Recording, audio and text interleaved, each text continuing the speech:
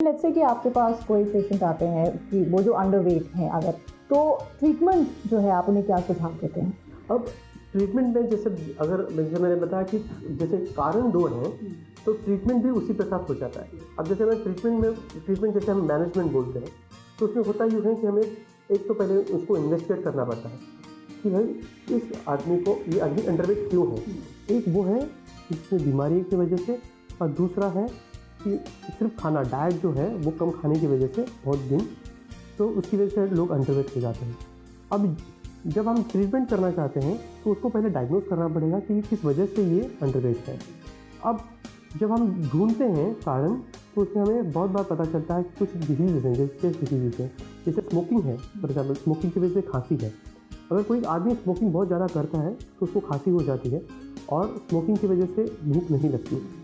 तो उस कारण अभी अगर ये अंडरवेट है तो उनको हमें उसको स्मोकिंग बंद करना पड़ेगा। फिर अगर कोई डिसीज़ है, जैसे पेट की बीमारी है अगर है, और उसकी वजह से वो आदमी कम खाना खा रहा है, तो उसको पेट की बीमारी को पहले हमको ट्रीट करना पड़ेगा।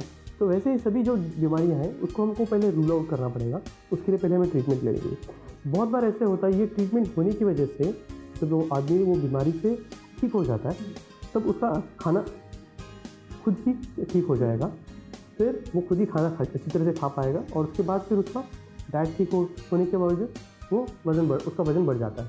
अब दूसरे केस में कि जहाँ पे उसको प्रॉब्लम जैसे मेडिकल प्रॉब्लम कुछ भी नहीं है, तो उस केस में हमें क्या करना है, हमें सिर्फ ये देखना है कि वो खाना क्यों कम खा रहा है। एक, वेदर उसको कुछ साइकोलॉजिकल प्रॉब्लम है, या फिर बहुत बार ऐसे होता है कि आजकल वज़न बढ़ने का जो प्रॉब्लम है उसकी वजह से लोग खुद ही कम खाना खा रहे हैं।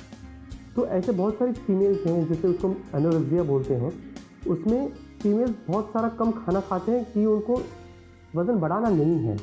तो उस केस में वो सब मेंटली प्रॉब्लम है, तो इस मेंटली ये कुछ साइकोलॉजिकल इश्यूज़ हैं, तो उस केस को हमें ट्रीट करना पड़ेगा। तो उसको हम साइकियाट्रिस्ट या साइकोलॉजिस्ट को कंसल्ट करने के बाद फिर उनको जो फोबिया है वज़न का, उसको पहले ट्रीट करना पड़ेगा। उसके बाद फिर हम उसको डाइट उसकी तरह प्रिस्क्राइब करते हैं।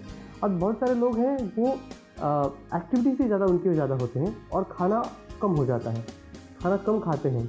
अब ये भी एक प्रॉब्लम है। अब ये प्रॉब्लम क्यों है? क्योंकि उनको शायद बहुत सारे लोग ऐसे होते हैं कि उनको मसल बढ़ाना होता है, जैसे मेल्स हैं, यंग जनरेशन है, उनको मसल बढ़ाना होता है।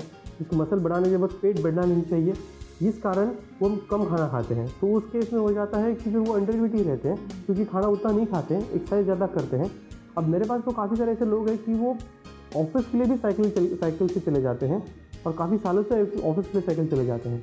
तो साइकिल बहुत देर तक साइकिलिंग करने के बाद एनर्जी बहुत ज़्यादा स्पेंड होती है, एनर्जी ज़्यादा लेते नहीं है, तो फिर अंडरवेट हो जाते हैं। तो इस केस में हमें ये देखना है कि ये जो लोग हैं जो खाना कम खा रहे हैं किसी कारणवश, तो उनको खाना किस प्रकार से बढ़ाए, उसमें से ज़्यादा कैलोरीज थोड़े ज़्यादा कैसे मिले, और उसी टाइम अगर वो ज़्यादा एक्टिविटीज़ कर रहे हैं, ज़्यादा एक्सरसाइज कर रहे हैं, उसमें से ज़्यादा उनकी एनर्जी स्पेंड हो रही है, तो उसको थोड़ा सा हम कैसे कंट्रोल रखें, थोड़ा सा कम करें, ताकि वो एनर्जी ज़्यादा स्पेंड ना करें। अच्छा, डाइट आपने बोला एक रीज़न है जिसकी वजह से वेट जो है वो बढ़ सकता है।